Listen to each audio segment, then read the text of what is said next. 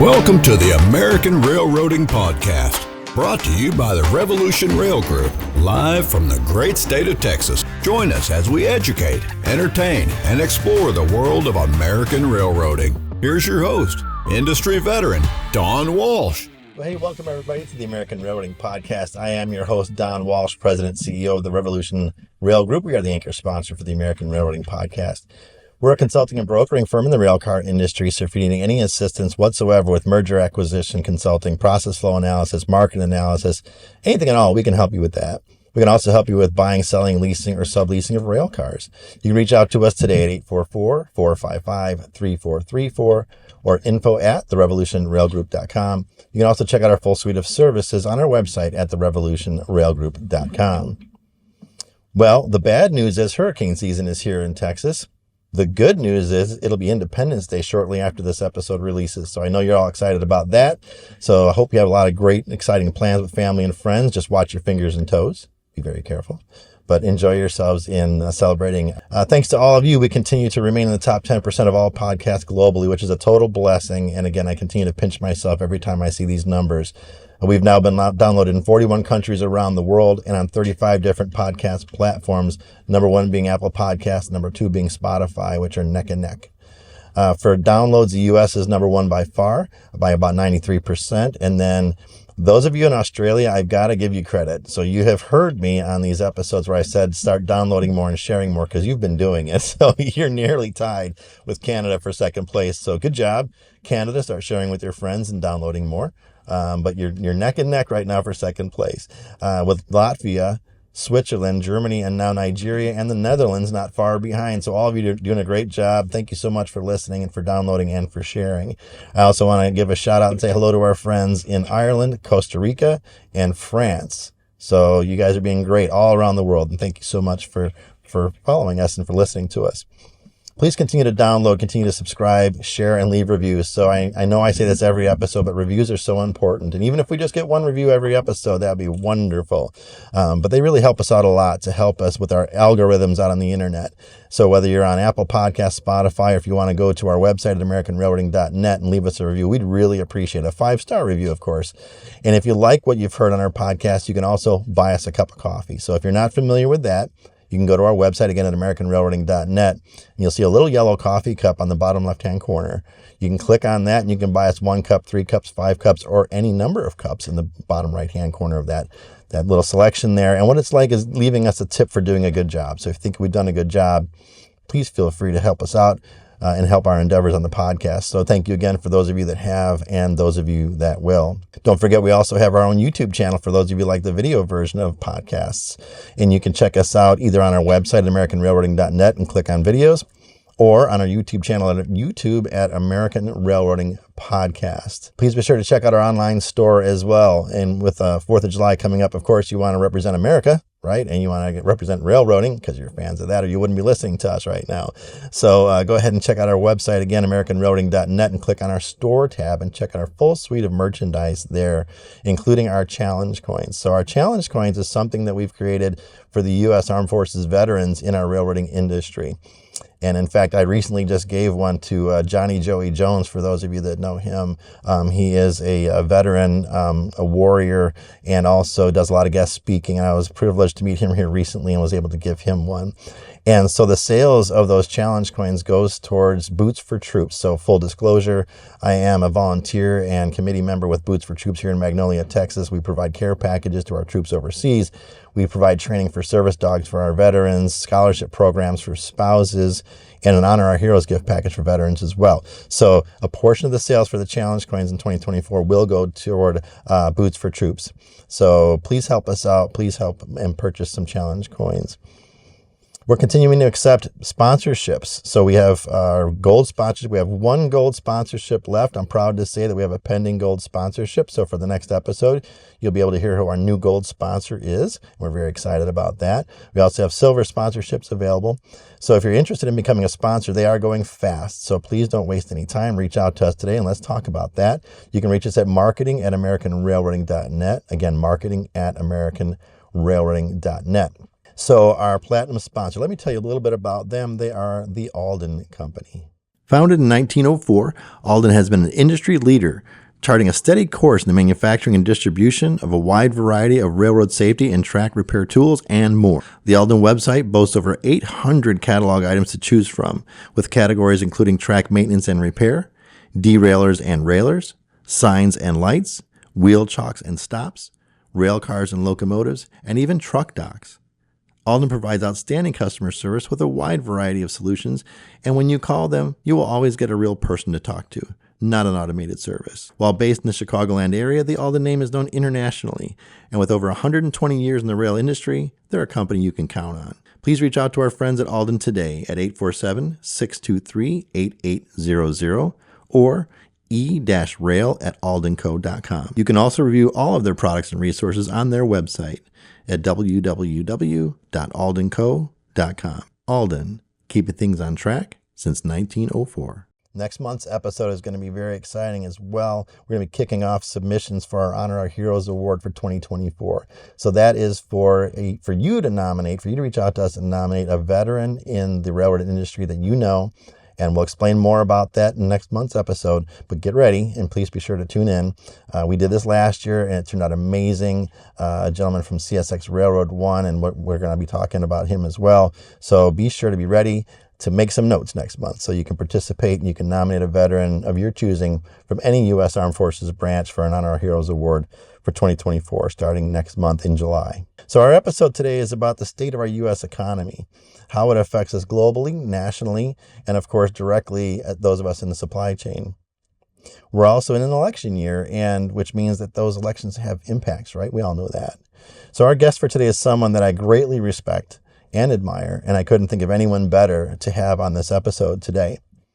So our guest for today is John Doggett. He's a professor of instruction, global management, entrepreneurship, sustainability, and energy with the University of Texas at Austin, McCombs School of Business and Management Department in Austin, Texas, appropriately. John received his Bachelor of Arts degree from Claremont McKenna College in 1969, his Juris Doctor from Yale Law School in 1972, and his MBA from Harvard Business School in 1981. After graduation, John went to work for McKinsey & Company as a management consultant and worked in McKinsey's Washington, D.C. and Copenhagen, Denmark offices. John also created his own international management consulting firm where he focused on helping developing countries transform their economies to become more market-oriented. John consulted with clients in 25 countries in Africa, Asia, the Caribbean, and the Middle East. Today, John is an award-winning professor of instruction at McCombs School of Business at the University of Texas in Austin, where he's been teaching since 1989. John teaches MBA courses about entrepreneurship, global competition, and sustainability. He has won 14 student-selected Outstanding Teaching Awards, more than any current member at McCombs facility. John has taught courses on entrepreneurship and venture capital in Africa, Asia, Europe, Latin America, and the Middle East. He has experience collaborating with companies and trade associations in a wide range of industries, including economic development, electric utilities, oil, gas, coal, manufacturing, retail, transportation, software, and nonprofit. John is also the academic director of the UT Mandela Washington Fellowship for Young African Leaders, Leadership in Business Institute. John also has been a radio talk show host, so no pressure for me here having a talk show guru on the show today. But John has also been a radio talk show host of the John Doggett Show on KVET AM in Austin, Texas, which was nationally simulcast on C-SPAN and has had articles published about his talk show in the New York Times. John is a speaker at transportation industry conferences like the Southwest Association Rail Shippers Conference, otherwise known as SWARS, where I actually met John several years ago. And he lives in Austin, Texas with his wife, Hai Ping, where they love to play golf. And as John says, she's slightly better than he is, which they're both clearly a whole lot better than me because I don't even play anymore. I just gave up. With that, I say welcome, John, to the American Railroading Podcast. Don, it's good to be on. It's good to see you via Zoom. It's been fun following your career, and I'm really excited to see what we can talk about today. Well, thank you, John. I appreciate it. So I've got to ask, what originally got you interested in the economy and working within the world of the economy? You know, I've always been curious about how things work, And I grew up in Los Angeles at a time way back when in the last century where anything outside of Southern California or California was the rest of the world. It's kind of like the old New Yorker map of Manhattan, where Manhattan is gigantic and then everything else is very, very small. And the more I became interested in it, the more I learned about it, the more I said, I got to do as much of this as possible. And I've traveled now to about 45 or 50 countries around the world and worked in 30. And when you work in different countries, it just makes you realize that although people have a lot in common, it's amazing how both similar and different things are. And so this is just a passion of mine. Fortunately, I'm better in this than I am in golf. I don't know about that. I do know about that. Well, and John, this is the presidential election year, right? And as we know, elections are important, and there's elections coming for president, House, Senate, governor races, etc. And they can certainly influence our economy. So what are some things getting your attention regarding the elections as November approaches? Well, this is a unique election because the American people have said very clearly on both sides of the aisle that they don't want the candidates that they're going to get to vote for in November. But I think what's really interesting is the elephant in the room. Joe Biden has done the best that he can. He is clearly getting old. There are concerns about his health. Very few people think that he has capacity at his age and with his health condition to serve as president for another 4 or 5 years, which is what would happen if he was reelected. And so those who are voting for Joe Biden are really voting for Kamala Harris, his VP. And I haven't found anybody on either side of the aisle who thinks that she'd be the best person to be president of the United States. So that's the elephant in the room. And then obviously there's the issue of Donald Trump. A unique personality is the nicest thing I could say. He has a way of having people either love him intensely or dislike him intensely. We'll just see. Clearly, there are two things that are important for those of us who care about transportation. One of them is, what will be the policies of the new administration? If it's a continuation of the Biden administration, what will be its policies? If it's a return to the Trump administration, what will be its policies? What we know is that the Biden administration has made some decisions that impact transport that have been mixed. For example, the president said that there will be no new approvals of LNG transport facilities for the foreseeable future. And politically, that sounds like it's a big thing, but as you and I know, and your listeners and viewers know, that has no impact on all the LNG facilities that have already been approved. So there'll be some more coming online, and those that are in construction are going to come online. Secondly, is the whole issue of EVs. It's clear. I'm in Texas. You're in Texas. Climate change is real. It's been real from the beginning of the planet, beginning of the universe.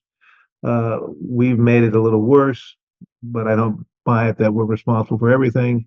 There's a power much greater than humans that's responsible for what happened to the climate. But what the voters are saying with their dollars are they're not convinced that a mass move to electric vehicles makes sense at this time. And so there's a growing interest in hybrids. And I think the most interesting thing is the number of Americans who are keeping their vehicles longer and longer and longer has set records. I think the average now is over 10 years. So that all has a lot of implications for what's going to happen with the economy. It is clear from the stock market that there is hope that the economy will continue to chug along as it has. But until we know who the next president is going to be and what the next administration's policy is going to be towards transport, towards manufacturing, towards energy, the market is going to still be a little softer than I think it should be. I've been around for a long time. I'll turn 77 in October. I think this is one of the most consequential elections that we've had in the United States in terms of the direction of the country. And it'll be interesting to see what the voters decide. So one thing I like about economic reports, especially the ones that you provide at conferences like SWARS, is that the data is what it is, and which I believe you call ugly baby data. And Yes, ugly baby glasses. right, and you said people need to have ugly baby glasses. What are those? Ugly baby glasses it's a word I coined. I'm not the first person to talk about it. It says you need to look at the data as objectively as possible, even if you don't like what you're seeing. It's like an ugly baby. There are ugly babies, although we typically try not to tell the parents that their baby is ugly. But when you're running a business or you're trying to make predictions about what the future might hold or what investments you need to make or who to hire, who to lay off, you need to separate your emotions, your value systems from your analysis of the data. A dollar's a dollar, an electron's an electron, and you need to see what the data is saying and then decide how you feel about that data in that order and what you want to do about that data. And the problem, and the reason I started talking about this maybe 20 years ago, is I've seen so many companies and so many clients who start off saying, this is what I believe, this is what I feel, this is what's important to me. Now we use that lens to analyze data. And that's always a recipe for disaster. A perfect example is NVIDIA. If you had looked at what NVIDIA was doing 20 years ago, you would realize that they have a secret sauce of technological innovation that's really cool. And you would invest it. And I didn't. I mean, I have since. But looking back, it's pretty clear that NVIDIA was at some point going to really be a very important company. And now it's the largest company by market cap in the world. That's what ugly baby glasses give you the ability to do is say, what's going on? Why is it important? And now, how do I feel about it? And what do I want to do about it? Yeah, I had the opportunity to invest in Bitcoin when it first came around, and I apparently didn't have my ugly baby glasses on. So shame on me. No, the Bitcoin is a different deal. There's some people who are now saying Bitcoin, what's going on with AI may actually blow up Bitcoin. Okay. And so for those of us who never believed in Bitcoin, we have our fingers crossed. Blow it up, right? That's right. And now you've stated in the past that fiscal policy and monetary policy should be synchronized. So can you explain to our audience what that means? There are two levers that government has. One is the central bank and how they manage money supply, and the other is decisions made by our elected officials and how they decide to tax and spend money. And so I'll start off with this. You'll hear some people say that they got money from the government or from the local government or from the federal government or from the state government. And my comment is, oh no, they didn't get money from the government. They got money from you. All the money the government spends comes from taxpayers or activities of taxpayers. And so the challenge is what should happen is the Fed and Congress and the executive branch should be really careful about the decisions that they make. And a perfect example is what we have going on with the federal debt. So I have a little slide. Does it go away? Go away. If you look at, there's a great tool which I seem to have lost called the U.S. debt clock, and the U.S. debt clock shows that we're at something like $34.8 trillion in debt. That's a massive number. But what's more significant is during the administrations of Donald Trump and Joe Biden, we added $11 trillion of debt. And so here's a perfect example of ugly baby glasses in action. When the Republicans were in control, they added debt. When the Democrats were in control, they added debt. And everybody talks about being responsible, fiscally responsible, which is what the politicians do. But they haven't been. Why is that important? One of the reasons we added so much debt is that there was a period of time during the pandemic where interest rates were at all-time lows. And before that, the Fed was trying to control inflation, so interest rates were at all-time lows. So we borrowed like drunken sailors going crazy. Well, interest rates, as we know, have gone up.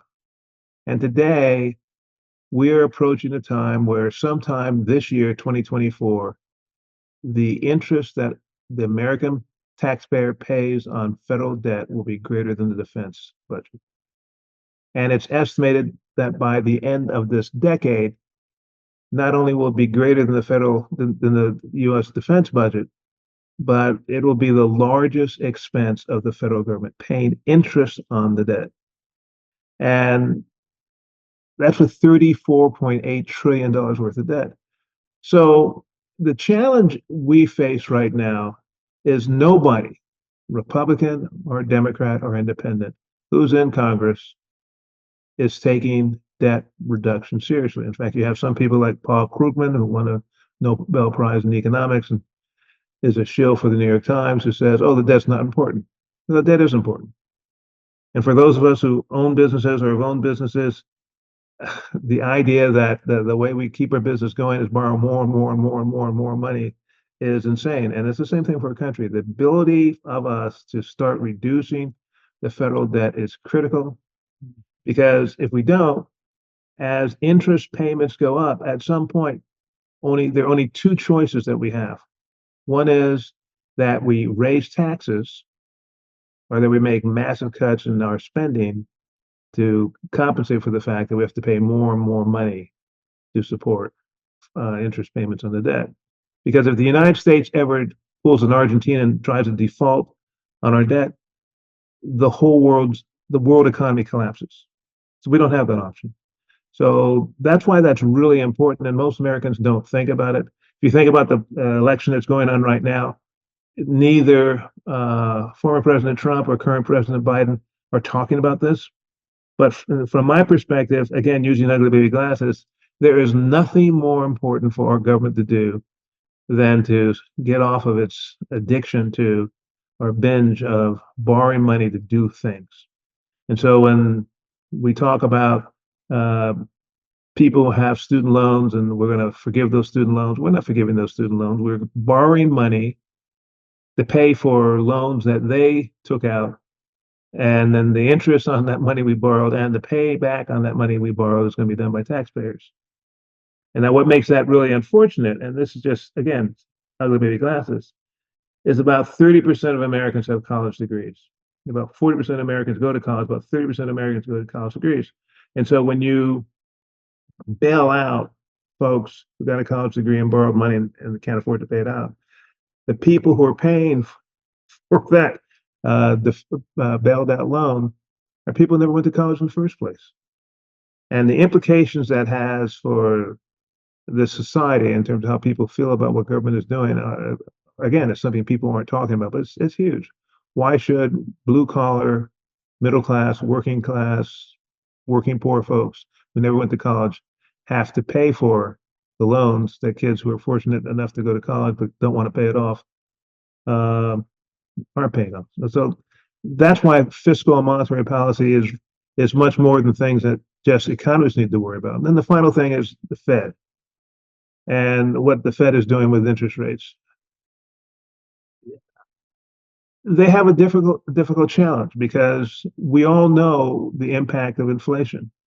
Inflation is not good for our businesses. It's not good for our personal finances. It's not good for the economy. But how do you control inflation when you have a legislature, and whether it's Republican or Democrat, that does not have the backbone to say we can't keep borrowing money. We have to start going on a pay-as-you-go basis.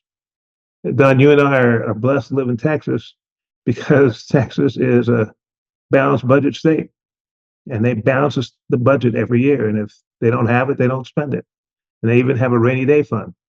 So we have a rainy day fund, which we use when there's a real big emergency, where the federal government has money that they borrow. I mean, it's pretty clear which story makes more sense. Absolutely. And expert initially said, and by the way, I want to thank you for that very detailed response. By the way, that was a lot of good information. And we're going to get into the debt specific a little more in detail later as well. But experts initially said that we would take 2 years for the U.S. economy to recover from the pandemic. In your opinion, based on the GDP, are we there yet? I think we're recovering better than a lot of people expected. And one of the reasons, and this is something we talked about down in the Suarez Conference, we are seeing a deglobalization process occurring across the world. The pandemic did many things, and a lot of them were not good. But one of the things they did, which I think is good, is it taught a lot of countries how important it was for them to be able to have control over key things that they needed to be able to provide for their citizens. And so I remember trying to get 3M N95 masks at Home Depot and Lowe's. And 3M is a great American company, but all their masks are being made overseas, primarily in China.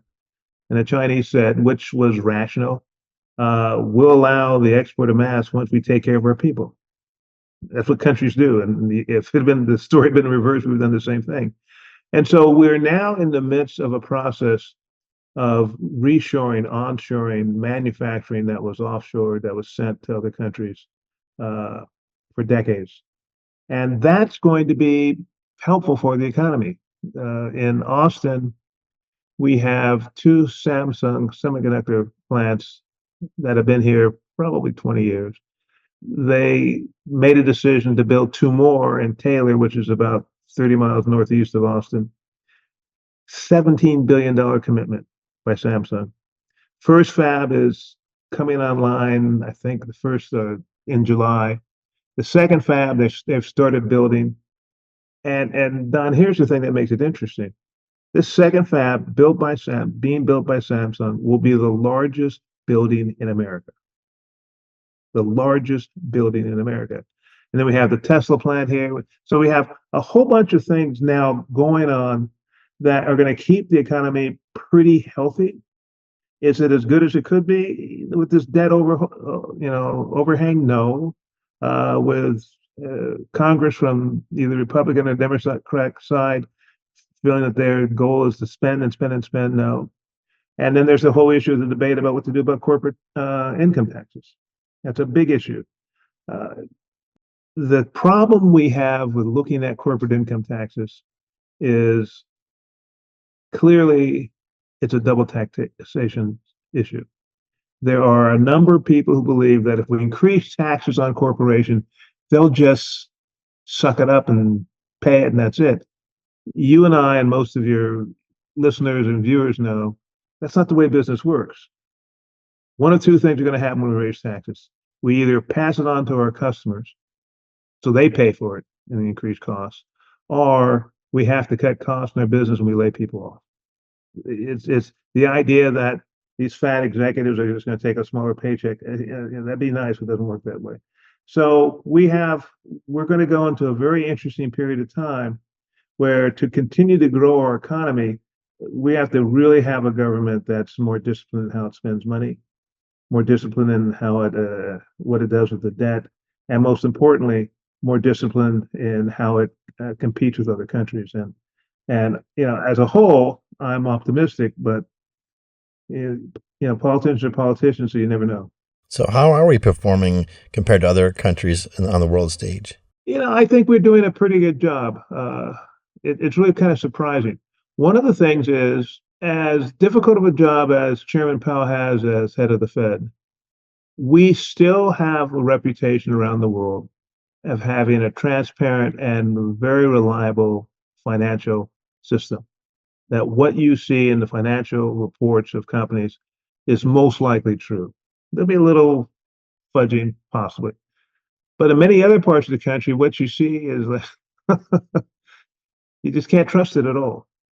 I have a former student who works for a short firm here in Texas. And for the first 10 years after she graduated, all she did was look for reports of publicly traded company in the Hong Kong Stock Exchange that she felt were inconsistent with what the company is actually doing. And she and her firm made a lot of money because you had these reports and you had reality. The good news is that things have gotten better out of Hong Kong in terms of the stock exchange, although every other way it's gone in the wrong direction. But you don't have that happening as much here as you have in a lot of other countries. And so I think we're in good shape. From a manufacturing standpoint, we now understand that to be successful as manufacturers competing with low-cost labor countries like Brazil or Indonesia or India, we have to employ technology that'll make our workers more productive, and we're doing that. So if you look at the Tesla plant that was built in Austin, there are a couple of things about it that are stunning.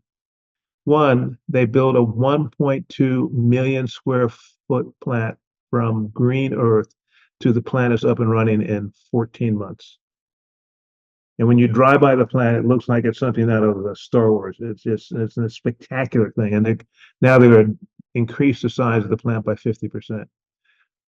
We now have the second largest in Austin, the second largest Apple campus in the world after their headquarters. And they've just committed to spend an extra $400 million to expand that campus. So we're seeing a lot of evidence that American companies are comfortable that the economy on a global basis is going to grow. They're also comfortable that the competition between us and China, which is our main economic competitor, is one that we can do well at because of the transparency of our legal system, the fairness of our legal system, with the transparency of our financial system. And so businesses are making it very clear they're prepared to compete on a global basis, but it's going to be us directly selling to other countries versus, having part of our products being produced in that part of the world. And you've mentioned the Fed a few times and Chairman Powell. And earlier this year, they talked about potential rate reductions, but that he needed to see inflation slowing sustainably. So have we seen the rate reductions he was thinking may be coming? And if not, do you think we'll see them? Now, there was a hope back then that there might be 2 or 3 rate cuts. That ship has sailed, or that train has left the station, I should say, to be appropriate. There's a possibility between now and the end of the year that there might be 1 rate cut. Wall Street, I know, hopes that's going to be the case. I think there's a high possibility, but 2 or 3, I don't see that happening. There's just too much uncertainty because of the election. If we had certainty over who the next president is going to be and what the policy of the next administration is going to be, that's a different thing. But we won't know that until sometime in November, man. And I'm saying sometimes in November because I remember Bush versus Gore, where we didn't know it immediately. We didn't know for a long time until the Supreme Court finally said, let's end this thing. Well, you talked earlier about reshoring manufacturing and bringing manufacturing back home and us being an exporter, right? And I know you mentioned microchip manufacturing as being a potential booming market for us. Is AI another market that you see on the rise? AI is really fascinating because it's the most transformative technology we've ever seen. I remember when the internet first became available to non-university researchers and non-defense folks, and people said, "Oh my, this is so amazing!" And Peter Drucker, the great economist and consultant, said back in I think 1984 that the internet is going to make it possible for us to do things that people can't even imagine. And this conversation we're having right now on Zoom is a perfect example. You're probably old enough to remember, I know I'm old enough to remember when the idea of you and I speaking in real time in different parts of the country for free, that was science fiction. And now we just take it for granted until, of course, it doesn't work. And a lot of people are saying, well, internet's like the railroads connecting America, connecting Europe. And Peter said, no, it's much more than that. And he was right. AI is much more than the internet. AI is going to fundamentally change the relationship between human beings and technology and human beings and this planet in ways that we can't yet imagine. And, it's going to be good on some levels, but it's going to be unfortunate for humans on other levels because there are a lot of jobs that really don't take much innovation or creativity that AI is going to be able to do better than humans. And those jobs are going to be disappearing. And you see that with tech. I mean, the tech sector in the United States and around the world is doing better than it's done in a long time, but they continue to shed jobs. And they're shedding jobs because it's becoming easier and easier to automate with AI processes that human beings used to do. Now, the bad news, of course, is people lose jobs. The good news is that these are jobs that were boring and mind-numbing. The bad news is whether or not we're going to be able to find new jobs for these people, and I'm not really sure. But this, yeah, I strongly advise all of your listeners and viewers to take AI very seriously. Let me put it in context. We are the last human beings who will believe that we are the most intelligent species on this planet. I truly believe that by the end of this century, if not sooner, we will be in competition with, or we'll lost competition to intelligent software. And I say that not because of what I want to do. I say that not because of any religious beliefs on either side. I say that because of ugly baby glasses. I look at the data and I look at what's happening. So I'll give you a perfect example. When ChatGPT came out, it had the ability to deal with 175 billion parameters. When ChatGPT 4 came out, it had the ability to deal with 1 trillion parameters. 1 trillion parameters is about the capacity of the human's brain. So what happens when ChatGPT 5 comes out? We know it's going to have more computing capacity than the human brain. If you want to get a sense of how amazing the potential is, there's a video program, I think it's called Sora, that the OpenAI forum has. And all you do is talk to the program. So I'll give you an example. I want you, program, to make a short video of Don Walsh as a locomotive engineer, Don Walsh as a conductor, and Don Walsh as a rail car inspector. And I want it in the three places where he's first the rail car inspector, then he's a conductor, and then he's an engineer. And I want it to be on BSNF. That's all I do. And a minute later, there's a full color, full motion video, complete, perfect, stunning. And that is with version 0.1. What does this world look like in 2030? And my experience suggests that we're going to be in a world fundamentally different than anything we can possibly imagine right now. And it'll be good for those countries and companies that can take advantage of AI technology. It'll be horrible for those who don't take it seriously or lag behind. So one of my students asked me, well, what do you think about NVIDIA? Do you think there's still some space for it? And I said, NVIDIA has, in my opinion, and I'm not authorized to give financial advice, but this is just looking at the data.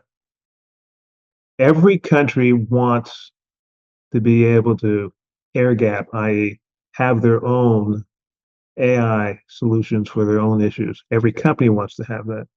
They do not want to be dependent on OpenAI. They do not want to be dependent on Microsoft or Apple or Google or Amazon. And so to do that, they're going to need as many chips as possible. And the number one producer of chips and software that supports those chips is NVIDIA. So they're going to continue to grow. And this world is going to change in a way that's just, again, almost impossible to understand. AI is huge. It is, and I didn't even know half of what you had just shared, so I know our audience is going to appreciate that as well, and perhaps even be scared by it. It's the great thing about ugly baby glasses is that you look at it and you say, okay, so here's the data. You don't have to like it, but here's the data. Okay, I see the data, so what am I going to do about it? And so what we know is there are going to be winners and losers with AI. And I'm telling your listeners and your viewers, you see it coming. Trust me, I'm not going to be wrong on this, because how could I be wrong on this? The only issue is, how do you take advantage of it? How do you put yourself in a position where this is going to be good for you? Because it'll be good for some people, it won't be good for everybody. But how do you make it good for you? That's what the data gives you the ability to do. For sure. Absolutely. And a market that those in rail and supply chain overall, I think, can sink their teeth into, pun intended, are food exports. So how is the food export market doing for us right now? The United States has the capacity, if we wanted to put all of our 22 million acres of furloughed agricultural land back into production, we theoretically have the capacity to feed the entire world. In part because of the gift that God gave us, to have the greatest river waterway network and have the most fertile soil in the world in amounts larger than any place else, but also in part because our ability to use technology to make ourselves far more efficient in the production of food and the transport of food. Russia continues to flounder in Ukraine. Two things we know for sure: Ukraine was the bed, breadbasket of that area. A lot of it is now blown up. Russia was a pretty big exporter of wheat and corn. They're slightly distracted. That creates tremendous opportunity for American farmers of wheat and corn, among other products. Second, we have the USMCA. We have a new president in Mexico.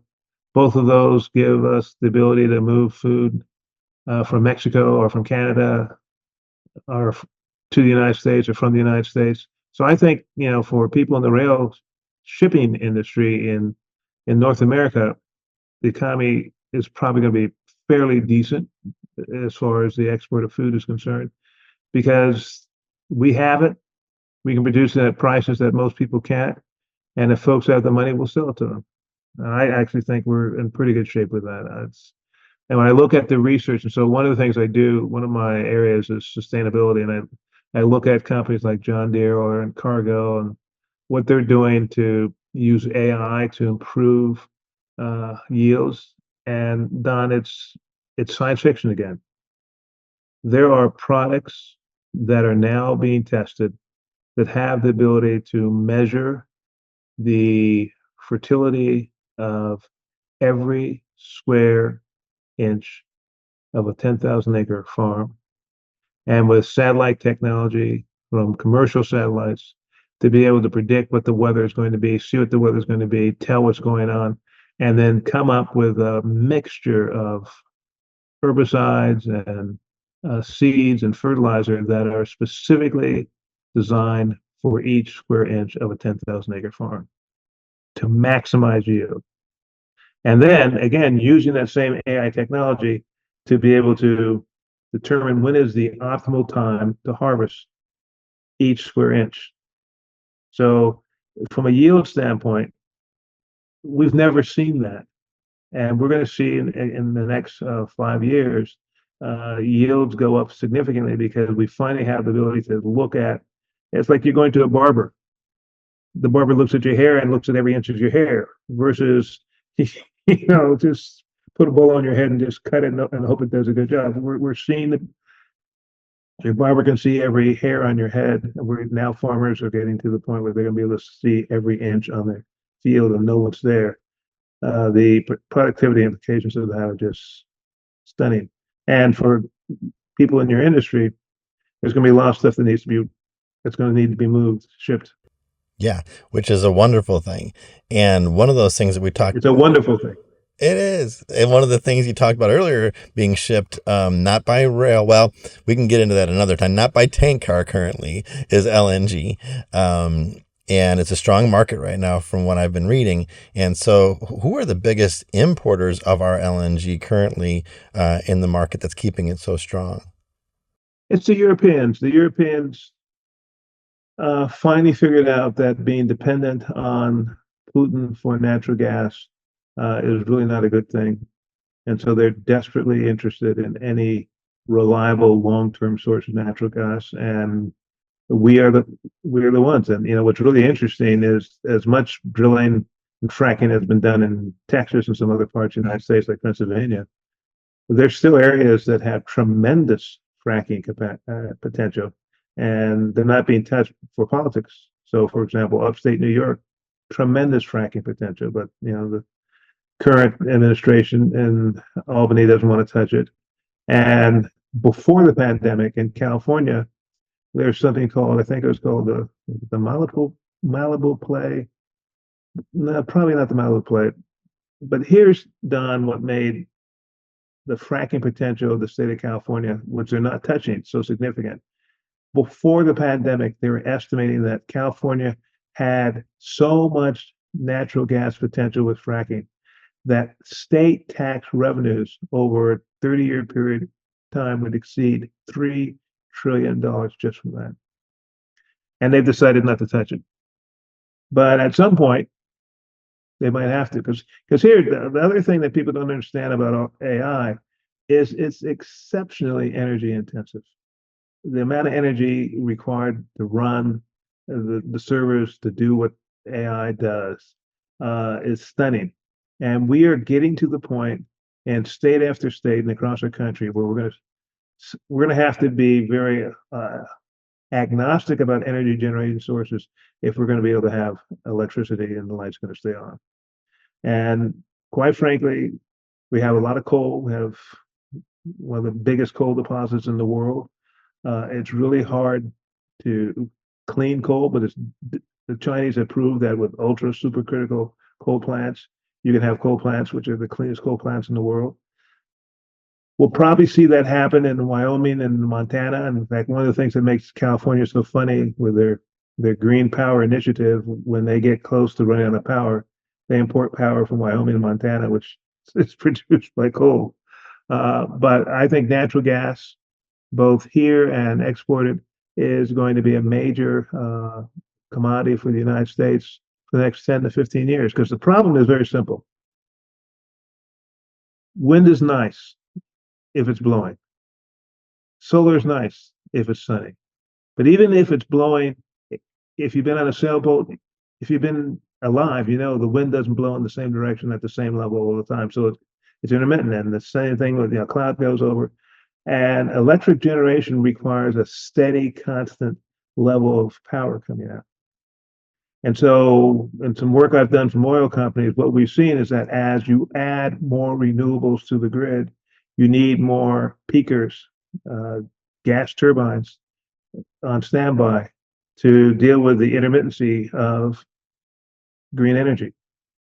And that's not going to change until we get to the point where we have batteries that have the ability to store the amount of energy, say, the state of Texas needs the next 10 to 15 days in storage. And then you can start to think about going more and more towards 100% green energy.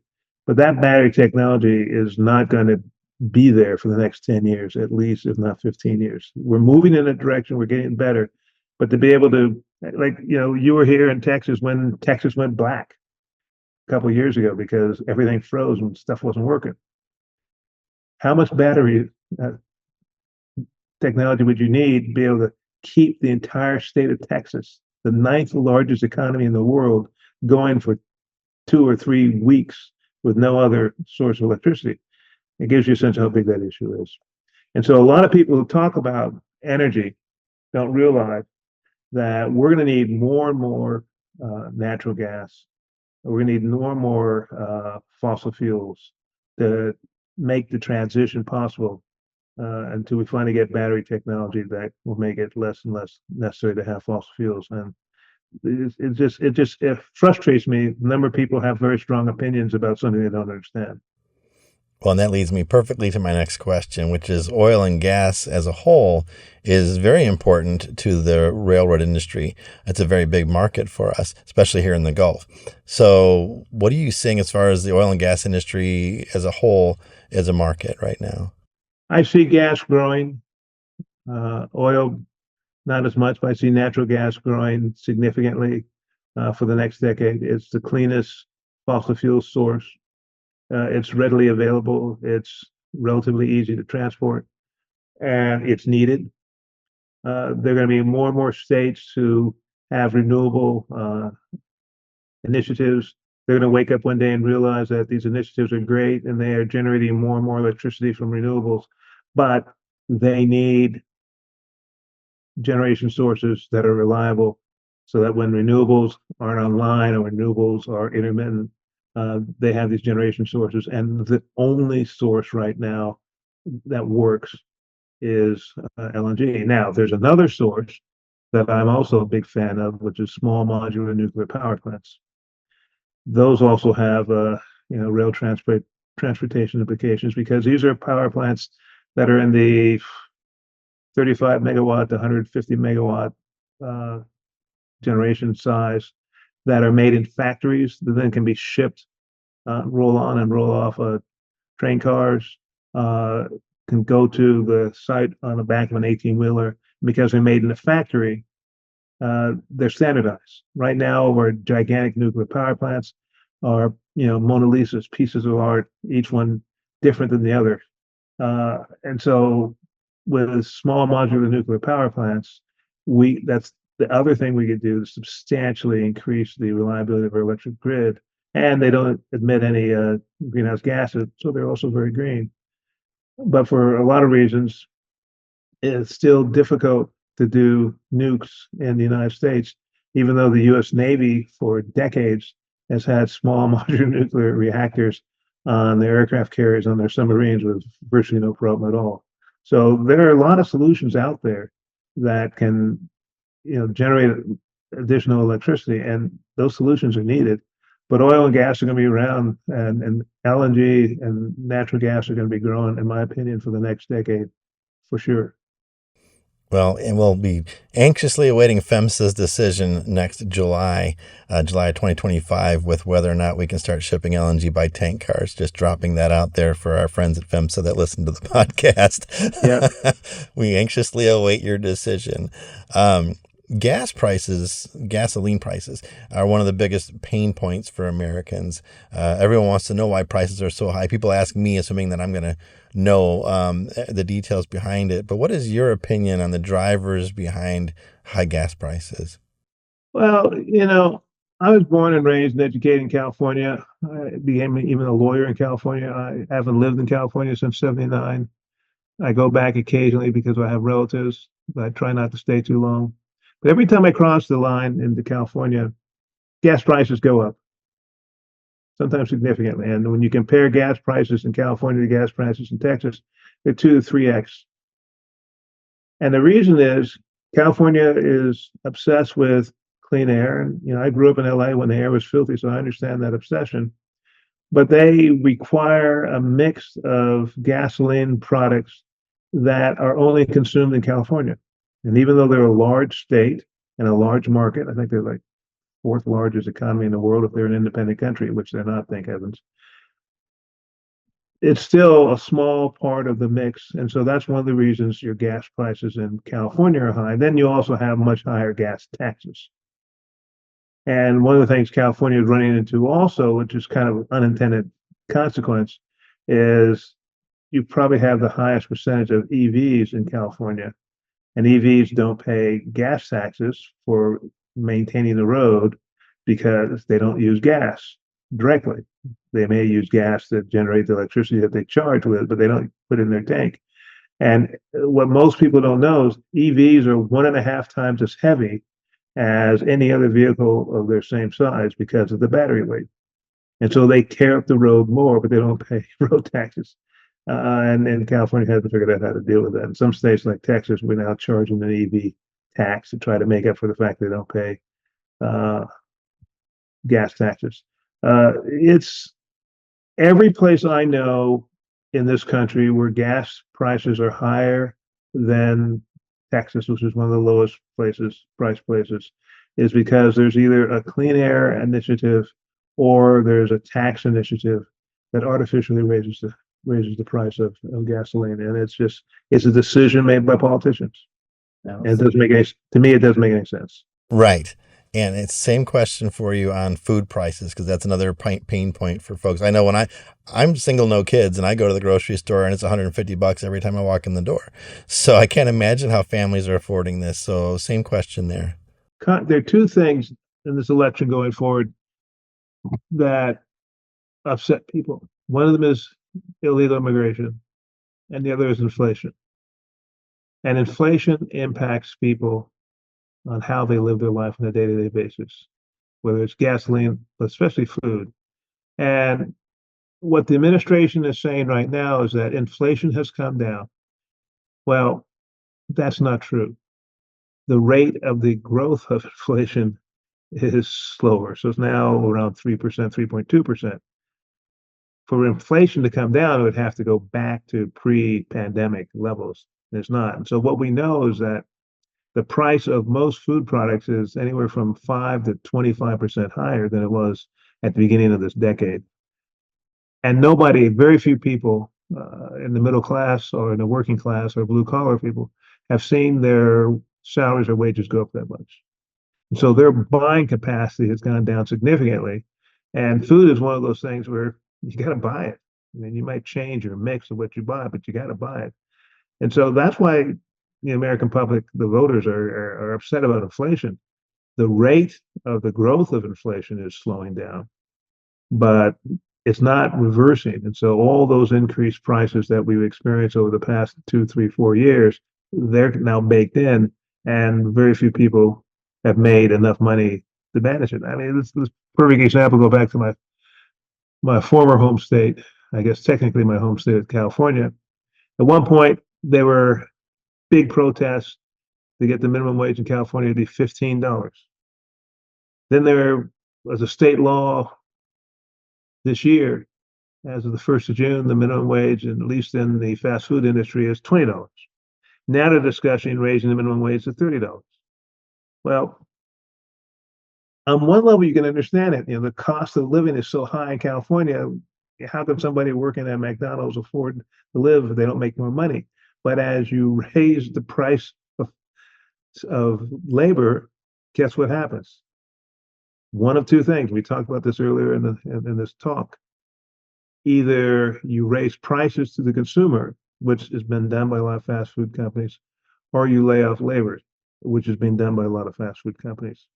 And so the solution, it's a simplistic solution. The solution to inflation is not raising prices. We've seen this movie again and again and again. We saw in Germany during the Weimar Republic, where eventually you needed a wheelbarrow of Reichsmarks to be able to buy a loaf of bread. The solution to inflation is government and the civil society doing what they can to reduce costs, so prices start flatten out and eventually start to go down some. And that's not in the conversation right now, which is really unfortunate. And we've talked about the debt. We talked about the $34 trillion that's still continuing to grow, that you called the elephant hiding in the room, which I think is a great way to put it. That's a massive elephant, let me tell you. It really is. And you've talked about how we did this, being addicted to debt as a country. What are some of the warning signs of where we're headed as a result of rising debt levels and what you've called in the past canaries in a coal mine? The big thing I'm concerned about is we're starting to see all across the planet a significant reduction in fertility. And in the past, the traditional model for economic growth was you grow your population, you educate your young people, they join the workforce, and they continue to work. We're now seeing a massive increase of aging populations all across the world. And the most surprising place is in China. China's population has been going down in the past 2 years, and there's some demographers who are projecting that China could go from 1.4 billion people this year to as low as 900 million people by 2050. And that's a massive reduction. But for immigration, we'd be seeing the same because our fertility rate is below population replacement. In Korea, it's 0.7%.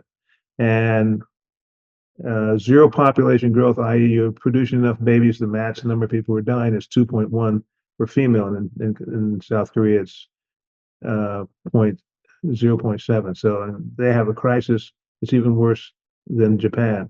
That's the first thing I'm concerned about. The second thing I'm concerned about is it goes back to AI and the pandemic. Every country on the planet realized that they need to be as self-reliant as possible. And in the past, that was nice to say, but not easy to do. AI, in theory, will give countries the ability to be much more independent of other countries than at any time in the history of this planet. And if that happens, and export is a big part of your business, then that's not going to be a good thing. Now, the good thing for people in the United States is that North America is really one giant market. We have between Mexico and Canada, what's the number? 500 million people with a lot of opportunity, and then go to Central America, that adds more. So I think we'll be fine. But in a lot of parts of the world, we're going to see a fundamental change as populations go down and as countries become more independent with AI. We're going to see a fundamental change in the definition of trade and interconnectedness in the next 10 to 15 years, in my opinion. And we've talked about the interest on the debt a little bit.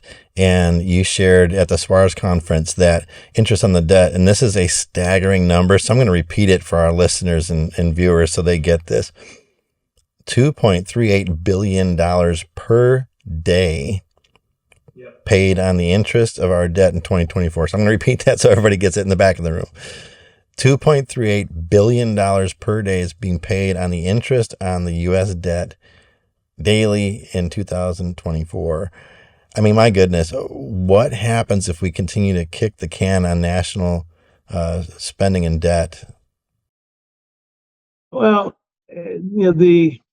for those who have the guts to talk about it, they say it's very clear what happens.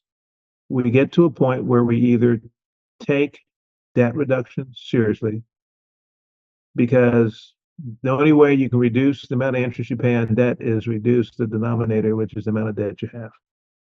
Because you can't change the interest. I mean, you do what you can to impact the interest rates, but you're still going to be paying interest. There's not a political will of either party right now to reduce the debt. And until that time happens, it's just going to get worse. The second thing is you can play around with taxes and raise taxes. And there's some taxes that can be raised. For example, carried interest at private equity and venture capital allows them to have profit sharing for investments they make with other people's money at a very low tax rate. You could increase that and they'd still do the same deals. They'd groan about it, but that's not going to raise that much money. A colleague of mine at Texas A&M said, one of the numbers to look at is our exemption for Social Security taxes. I think it's at $150,000, $160,000 a year. If you make more than that, you don't pay Social Security tax. Well, the football coach at the University of Texas, Austin, Steve Sarkisian, is a wonderful guy. He's been the greatest coach we've had since I've been at the school, Mac Brown included. His salary is $10 million, which means with a Social Security tax cap of $160,000, sometime in the first week of January, he stops paying into Social Security. And I do believe that if he didn't have a cap, he probably wouldn't notice it. Since I've never been in the $10 million a year range, I can make that. He might complain. So, yeah, I noticed it. Yeah, I don't think he'd notice it. And a colleague of mine from Texas A&M said if we eliminate the cap, that could increase the amount of money going into Social Security by 20%. Just that one thing alone. He also said that if we increase the retirement age from the age of eligibility to start collecting Social Security from 62 to 65 and eventually to 70, that's another 20 to 30% increase in the size of Social Security. So there are things we can do that can start to address the issue, but at the end of the day, those are on the fringes. The real thing is we have to start paying down the debt, which means we have to use taxpayer dollars to pay the debt down, plus pay interest on the debt, plus pay for other activities of the government, all at the same time. And I'm trying to see if I could say that. I have to say it. Ugly baby glasses. We have cowards in Congress who don't want to bite that bullet. That's just the only way I can get it. Only thing I can say, if I'm going to be honest. And if we don't bite that bullet, what could this mean for future generations? Yeah, but you've heard the term "kick the can down the road." In future generation, that's a real nice thing, but people don't care. We brought you into this world and we paid for you until you're at least 18 or maybe 20 to 25, and you figure it out. I'm not worried about that. That's unfortunately it seems to be the attitude of way far too many people. Well, I hope that we do figure it out, because one of the numbers you presented in the past was interest payments on our national debt could be 170% of our GDP by 2054, and that's absolutely staggering. So I hope we figure it out, and I hope that people in power, and I hate even using that word, people in leadership. Okay, well, let me. I've been some of the stuff I've said may sound depressing, but I'm not Yeah, really yeah. depressed by this. This election is the end of an era. You have two old dudes, to use the local term, in their late 70s, early 80s, who represent a community. I'm part of a community of boomers who we're coming to the end of our road. And I know from the students I talk to at the University of Texas and at other universities, they're concerned about what the world we're leaving them is going to look like. Very concerned. They understand some of the hard decisions that are going to be made. Many of them say, we're paying into Social Security when we work. We don't expect to be able to get Social Security by the time we're old enough to retire. They're going to want to do something about it. So I think the next generation coming up, Gen Z and millennials, are going to have a willingness to make some of the hard decisions that the boomer generation just unwilling to make. Because you get too many people in Congress who are so old that they're saying, I got 5 or 10 more years before I leave this planet. Whatever, I'm going to continue to do same old crap.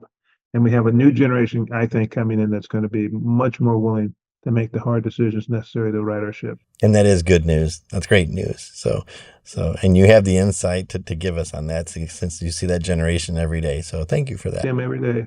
Yeah. And some of them are amazing. I mean, I have some students who are in our Master's of Professional Accounting program, which here's a plug for UT, #1 program in the United States for the past 20 years. They're born in 2001 and 2002, and they are wonderful people. And they're going to be auditing your taxes next year. But they are really impressive young men and women. And so my faith in where we can go as a country and as a species of humans is very positive because of the experience I have with my students at the University of Texas at Austin. Well, we've covered a lot of ground today, John, and it's all really good stuff. What does all of this mean in a nutshell, if you were to just kind of give us a brief snapshot of what this all means for those of us involved in supply chain? If I was in the rail shipping industry, the railroad industry, I would be very comfortable with the fact that demand should be solid to strong once we resolve the issue of who's going to be the next president. There's so many things that are going on that are going to require products to be moved across the country by rail, moved into Mexico, moved into Canada, from Mexico, from Canada by rail, and products are going to be coming into the country from other parts of the world. That I'm bullish on your industry. It's a good industry. We also know that there are people experimenting with green transportation in terms of engines. That will happen. It's going to take a while, but that will happen. So I'm very bullish on the railroad industry. It's going to be, I mean, even environmentalists who don't like trains say, well, trains are better than pipelines. So you're in a situation where you are viewed as the best of that option. So I think it's going to be a good 5 to 10 years, and depending on how the election works out, it could be a great 5 to 10 years for the railroad industry. And this is completely off subject, but what is your favorite part about being a professor? That's a fascinating question because, okay, so I'll put it in context. When I came to the University of Texas, I was growing my consulting practice and just teaching one class a week as an adjunct assistant professor. And it was a class on global competition. And I told my students first day of class, and I had not taught at the university, so there's no book on me. He said, I want you to know my value system. Being the best at the University of Texas is not good enough. Being the best in Texas is not good enough. In fact, being the best in the United States is not good enough. I've worked all around the world, and I'm bringing to you a very simple message. You got to be world class. If you don't want to work that hard, don't take my course. And a third of the kids dropped it, which was fine because I get paid by the class as long as they're 10 students, not by head count. Since then, and that was in 1989, I now attract kids who really want to work. I call them thoroughbreds. They want to run hard. They want to be pushed. And what's rewarding is how you see them respond to creative pressure. And about 2 months ago, one of my former students came to the university, to the business school, to give a speech. He's the current CEO of BCG, Boston Consulting Company. And so he was talking at McCombs, and he's mentioned his three favorite professors, and I was one of them. And he said, I want to talk about Professor Doggett. We gave a lot of presentations in this class, and he was tough. He was unrelentless. He pushed me so hard, he said, and he changed me in a good way. And that pressure really changed up my, and I met him after his talk and said, you helped me take my game to another level. That's the type of thing that just makes you realize you've been blessed to have an opportunity to be a professor, because you do what you do because you think it's the best, but you don't really know the impact it has on your students until they come back a few years, or in his case, 28 years later, and say, oh, by the way, you changed the way I look at things. So, and that's a blessing. The other aspect of being a professor that I love, given that teaching is my focus, not research, is my students never get any older. You know, when they start getting old in tooth, we graduate them and replace them with young folks. And my approach of teaching is, I'm John, not Professor Doggett. You're whoever you are. I have to understand where you're living to be able to do the best job I can of helping you understand where you need to go. So it keeps me a lot younger. And the joke we have in my profession is it's the closest thing to the fountain of youth, because our students never get any older. And so we kind of think we're not getting any older, of course, until we look in the mirror or try to run up a hill. And we realize, I'm not that young anymore. But it's a blessing. People have asked me if I'm going to retire, and I said, as long as I'm healthy, no, because this is God's given me this opportunity that's just spectacular. I get to work with kids who've been raised by amazing parents. Why would I want to give that up? And so I don't. Well, you've made a huge impression on me just in the years I've known you, and you're making me want to go back to school all over again and take some classes under you, John. So you never know. It could still happen. Well, the state of Texas has a requirement that anybody who wants to audit a class can audit the class. They have to pay $10 a semester to audit, with permission of the professor, of course. There you go. I'm hearing an opportunity in the wind. Well, John, believe it or not, we're near the end of our episode already. Time has flown by. Is there anything else you'd like to share with our audience before we go? Yeah, I want your audience to know how lucky you are to have Don do what he does. Having run a talk show, had my own talk show for a couple of years, it's hard work. People say, "Oh, that must be fun. You're on the radio for 3 hours a day." So for every day you're an hour you're on the radio, you have at least an hour of prep time, and on the weekends you have to prep. Also, it's really hard work. What you're doing is hard work, but it's also great work because you give people who are focused on their business exposure to people and ideas that'll help expand their world. So I'm really, you and I talked a couple of times at conferences, but I'm really impressed with what you are doing and how you're doing it with the team you put together. And so I want to congratulate you. Thank you, John. That means the world to me. It really does. Thank you. Do you have any upcoming events that you'd like people to know about that they can come see you at? I'm actually slowing down a little. So I'm still teaching full time at the university, but I'm not. There was a time when I was flying 150,000 miles a year around the world. Those days are over. As I said, I'll be 77 in October, and there's a joke among us old geezers. There are the go-go years, there are the go-slow years, and the no-go years. I'm still in the go-go years, but I can feel the go-slow years starting to approach. And so to be able to extend my go-go years as long as possible, I'm not flying and not doing as much as I used to. Well, that's all right. And if people want to find you, how do they locate you to learn more about you or get some information maybe that they'd like to hear more about? Probably the best thing to do is to use my email address at the university, which is john.doggett at McCombs, MCCOMBS .u as in for university, Texas.edu. I'll have that email address for forever, most likely.